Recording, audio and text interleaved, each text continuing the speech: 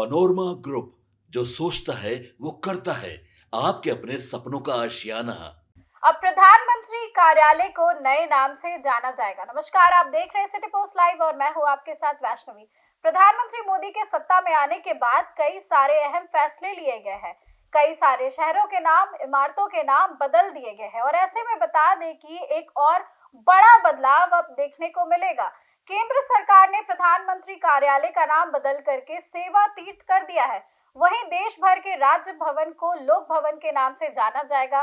केंद्रीय सचिवालय की बात करें तो अब उसे कर्तव्य वन कहा जाएगा। प्रधानमंत्री कार्यालय ने कहा कि सत्ता से सेवा की ओर बढ़ रहे हैं। ये बदलाव प्रशासनिक नहीं, सांस्कृतिक है। सार्वजनिक संस्थानों में बड़े बदलाव हो रहे हैं। इससे पहले केंद्र सरकार ने राजपथ का नाम बदल करके कर्तव्य पथ किया। वही प्रधानमंत्री आवास अब लोक कल्याण मार्ग कहलाता है। पहले पीएम का आधिकारिक निवास रेस कोर्स रोड कहलाता था, जिसे 2016 में बदल दिया गया। अब क्यों बदला गया राजभवन का नाम, हम आपको बताते हैं।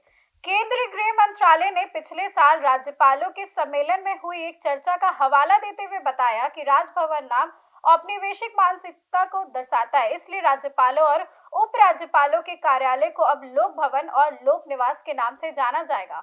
अब आपको ये भी बता दें कि पीएमओ शिफ्ट होगा। प्रधानमंत्री नरेंद्र मोदी का दफ्तर अब 78 साल पुराने साउथ ब्लॉक से निकलकर सेवा तीर्थ नाम होने वाले एडवांस कैंपस में शिफ्ट होने वाला है। ये बदलाव सेंट्रल विस्टा पुनर्विकास परियोजना का बड़ा हिस्सा है।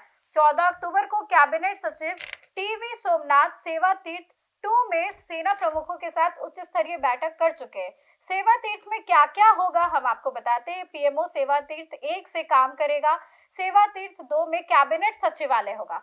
और सेवा तीर्थ 3 की बात करें तो राष्ट्रीय सुरक्षा सलाहकार यानी कि एनएसए का दफ्तर होगा। कर्तव्य पथ के आसपास प्रशासनिक जोन में काफी ज्यादा बदलाव हुए हैं। सरकार का लक्ष्य है कि कर्तव्य पथ के 3 किलोमीटर क्षेत्र को एक आधुनिक पैदल चल सकने वाला और सरकारी जोन में बदला जाए। इसका बड़ा हिस्सा है नया कॉमन सेंट्रल सेक्रेटेरिएट सीसीएस, जिसे अब कर्तव्य भवन नाम दिया गया है।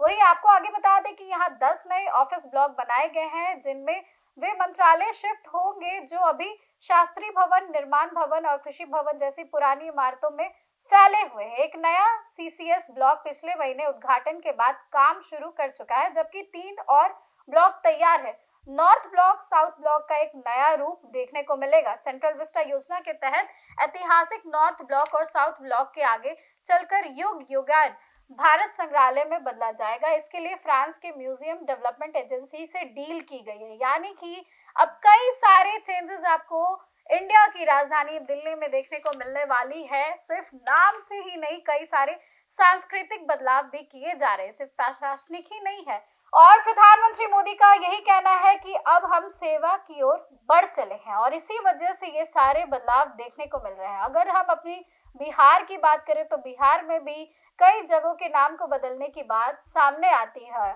और ऐसे में आपको बता दें कि चाहे वो सेंट्रल गवर्नमेंट हो या फिर स्टेट की गवर्नमेंट, उनकी यही कोशिश है कि नाम के जरिए अपनी संस्कृति को आगे बढ़ाए और लोगों में जो अगर कॉलोनियल माइंडसेट या वैसी कोई भी चीज अभी पनप रही है तो वो बदल जाए, सेवा का भाव सबके मन में आए।